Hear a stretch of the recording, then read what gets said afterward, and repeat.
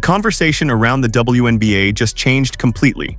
Not because of a viral highlight, not because of a controversy on social media, but because one of the biggest legends in league history finally said out loud what executives around basketball are terrified to admit. This is no longer just about talent. This is about power, money, ratings, attendance, and which player is actually carrying the future of the league on her back. Because right now, Caitlin Clark is doing something almost impossible. She's dominating games even while her three-point shot hasn't fully exploded yet. Think about how ridiculous that sounds. The player already stretching defenses to half-court somehow found another weapon attacking the rim, and the scary part for the rest of the league, the efficiency numbers are becoming historic. Meanwhile, Paige Bueckers entered the league with massive expectations. Smooth scorer. Elite footwork, high basketball IQ.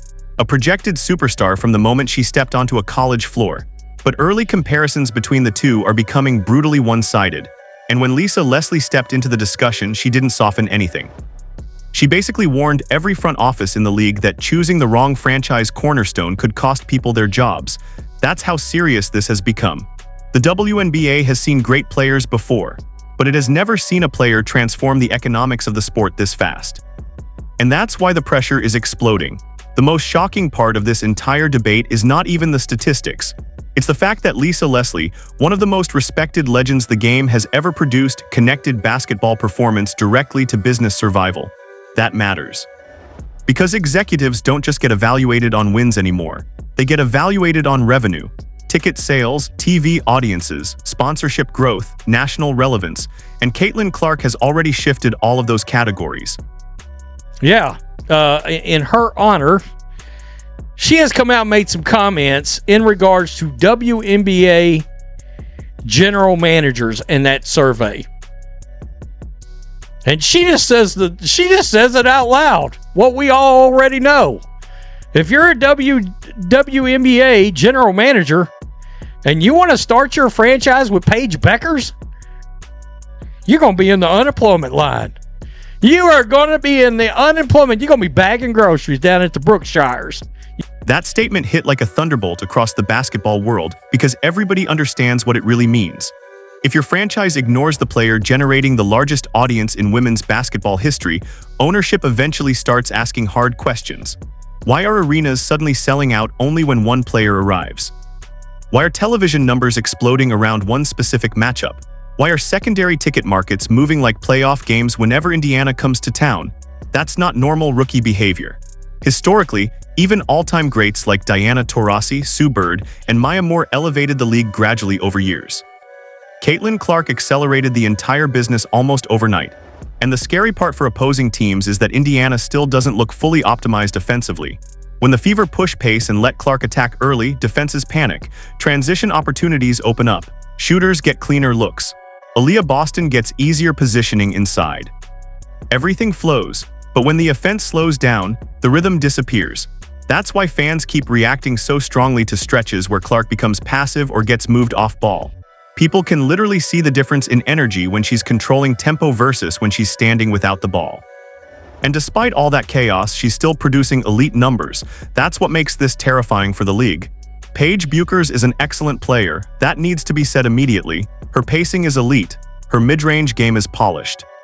Her composure under pressure reminds many scouts of veteran guards who survive in the league for a decade. But Caitlin Clark operates differently psychologically. Clark plays with pressure like fuel. Lisa Leslie, woo, she keeps it real. Before the season started, WNBA GM selected Paige Bueckers as a player they would most like to start a franchise with. What's your reaction to that? Well, all those GMs probably going to get fired because this is a money business, and the money is about Caitlin Clark, who is the player who has made, never in the history of the WNBA have we had a player force teams to get into larger arenas. I've never seen that happen. And so if you're the GM, you're obviously supposed to be bringing in money. That's revenue. Right. I'm going with Caitlin Clark. That's the real difference emerging right now. Paige Bueckers often looks methodical, controlled, calculated. Clark looks relentless. Even when defenses trap her 30 feet from the basket, she keeps attacking. Even when the three-point shot isn't falling consistently, she adjusts instantly and punishes defenses another way. That adaptability separates superstars from stars, and the numbers around the rim are becoming absurd. A 6-foot guard finishing over taller defenders at over 90% inside 5 feet is almost unheard of. especially when defenses are specifically preparing for her every single night. That's where comparisons start getting uncomfortable. Because historically, smaller guards who dominated finishing efficiency had elite physical advantages, explosive athleticism, vertical lift, elite burst. Clark beats teams differently. Angles, timing, touch, deception, pace control. It's very similar to what made Steve Nash dangerous in transition, or what made Stephen Curry impossible to scheme against once defenders overplayed the perimeter. The defender hesitates for half a second expecting the three-point bomb, and suddenly Clark is floating a layup over the help defender. That mental pressure exhausts defenses, and it's creating a gap between her and Paige Bueckers faster than many analysts expected. Speaking of, Paige Bueckers. Right here, Twitter will tell you the one at the top is having a subpar season and underachieving. The bottom one is putting first-team All-WNBA numbers. Caitlin Clark is obliterating Paige Bueckers through these first couple of games. It's not even close. It's not even close. 22 a game versus 17 and a half. Not even close. That line is harsh, but statistically through the early stretch, it's hard to argue against the production difference. Clark is impacting scoring, passing, pace, spacing, and defensive attention all at once. That's MVP-level influence. What happens next could reshape the entire league. Because once business and basketball merge together, contracts change, TV negotiations change, arena decisions change, sponsorship power changes, and Caitlin Clark sits directly in the middle of all of it. Understand, you're going to be bagging groceries. Caitlin Clark is shooting 91% inside of 5 feet and making more in that range than Stewie, Asia, Angel, and Griner. And I'm going to tell you this.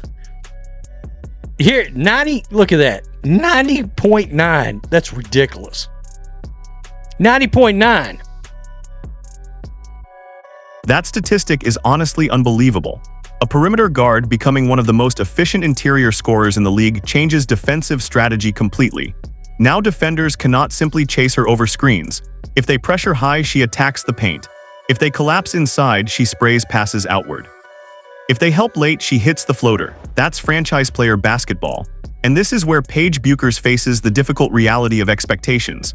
Because fair or unfair, she's now being compared not just to a rookie superstar, but to an economic phenomenon. That's almost impossible to compete against. Lisa Leslie understood that immediately. That's why her comments felt so blunt. The WNBA is entering a new era where market impact matters as much as pure skill, and front offices know it. If Clark continues averaging numbers near the top of the league while simultaneously driving ratings and attendance, she becomes more than just a basketball player. She becomes leverage. Leverage in CBA negotiations, leverage in media rights deals, leverage in expansion conversations, leverage in salary growth. That kind of influence is extremely rare in professional sports, and if her three-point shooting fully catches fire again, the scoring averages could become ridiculous. 27 a game, maybe 30. At that point, the entire MVP conversation changes permanently.